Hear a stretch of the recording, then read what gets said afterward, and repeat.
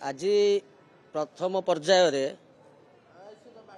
District and sessions court रे आमर bell शुणाणी थिला किंतु जेहेतु आईन अनुसार पुलिस तांकर केस डायरी दाखल करना से तारीख को आउ गोटे तारीख को धार्य करागला से तारीख समय समय भितर पुलिस तांकर करिथिबा तदंत रो समस्त केस डायरी की कोर्ट रे दाखल करिवे।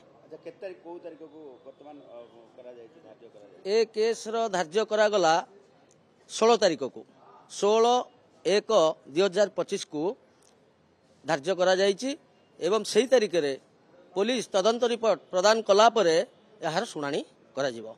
जेहेतु पुलिस तार आईन रो प्रक्रिया तदंत जारी रखिछि तेणु से तदंत रे आमे अंतर्भुक्त करि परिबु नाही।